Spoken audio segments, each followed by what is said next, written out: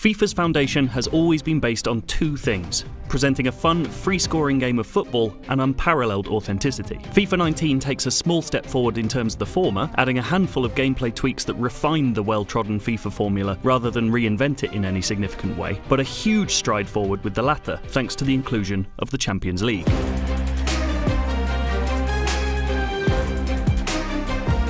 FIFA 19's gameplay innovation is precision control, which, when used effectively, creates new openings through subtle movements, body feints, and fancy flicks. But for every slick piece of control, there's an equal moment of miscontrol as the ball gets away from you. However, once mastered, the free-flowing football creates some of the game's most eye-catching, satisfying moments. Similarly, there's an extra layer to finishing that works much like Gears of War's active reload mechanic to add a level of risk to any potential goal threat. Get it right, and the shot will fizz like a rocket, and although it doesn't necessarily guarantee a goal, it certainly improves your odds. However, get it slightly wrong and the player embarrassingly fumbles the shot. Overall, this system can feel like the reward doesn't justify the risk when shooting the traditional way still works so well. Elsewhere, passing accuracy is a lot less automatic. While the resulting imprecision takes some getting used to, it's a rewarding and welcome improvement over the laser precision passes of FIFA 18. Pace is also no longer as easy a route to goal, and even a player as quick as Leroy Sané will need to check back on occasion when a chasing fullback catches up to him.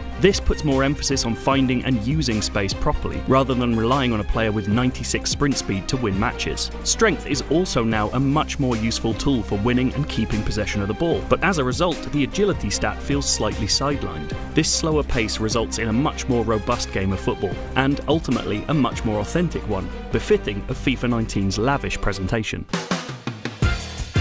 The fidelity of that presentation has long been FIFA's calling card, and the addition of the Champions League is welcome, taking away the one licensing bragging right that Pro Evolution Soccer has always had over its perennial rival. All of the pomp and circumstance of Europe's premier club competition is present and correct. That authenticity goes beyond the Champions League too. There are 16 new La Liga stadiums, along with carefully reproduced atmospheres that fill them with life. Plus, Tottenham Hotspur's new stadium is included, even before construction on the real thing has been completed. The players inside the grounds look better than ever also. They move more fluidly than ever, appearing to sense and react to the ball and the players around them. Defenders will back into opposition forwards to shepherd a ball out of play, and will attempt new ways to trap the ball if it comes to them at an awkward angle, making them feel more human as they naturally adjust to each situation they find themselves in. The new licenses have been woven into every game mode possible. The Champions League can be played as part of the career mode, and can also be found in the kickoff menu, with each stage available to play separately. Integration with Ultimate Team in the form of live content updates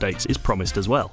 FIFA's kickoff mode has been long stagnant, offering little other than standard exhibition matches, but this year it's undergone a substantial overhaul, with 9 new game modes available. The most memorable can be found in the House Rules option, which is FIFA's answer to Overwatch's Arcade. These match types introduce new rule subsets to the core 90-minute match experience, and do so to varying levels of success. Some are ripped straight from the playground, like headers and volleys, while others bring a more anarchic edge to the beautiful game, like No Rules mode. With no offsides, fouls or bookings enabled, this quickly descends into chaos, and there's no denying it's a whole lot of fun. The most enjoyable of these new additions is Survival mode. In short, it consists of players being randomly removed from your team after you score a goal, theoretically giving the trailing team the advantage. The evolving games this creates makes it genuinely tactically interesting in a way that a standard match can't provide. House Rules as a whole is a welcome breath of fresh air that contrasts against what the traditional matches continue to do so well. True, it's unlikely many of the modes will hold much appeal in the months after release, especially because they're exclusively and bafflingly available offline. But they're a welcome addition, especially considering both career mode and pro clubs remain virtually untouched. Ultimate Team is also fairly unchanged this time around, controversial microtransactions included. The only addition of note is Division Rivals, a mode that allows you to compete against others of an equivalent skill level for weekly rewards. It provides more structure for your time with FUT, but it doesn't really add a great deal.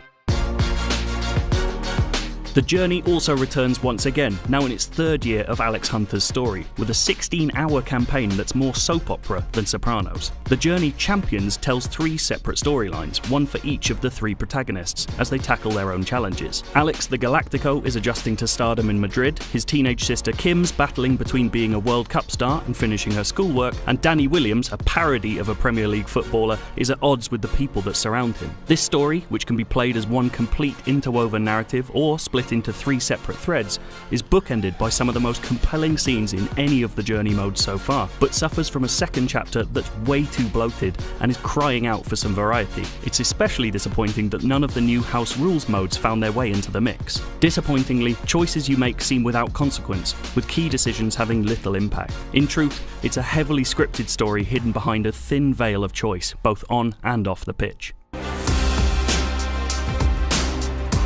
With a plethora of new modes and some significant gameplay tweaks that make ball control more convincing, FIFA 19 is a distinct improvement upon last year's effort. Not all of these additions hit the mark, however, and an underbaked finale to the otherwise respectable The Journey single-player campaign slowed down its momentum a bit. That said, FIFA 19 is simply more fun than recent entries, with a level of variety that should only increase its longevity. If you want more FIFA 19, we've got you covered, from a montage of all the new House Rules modes and The Journey's first match in full.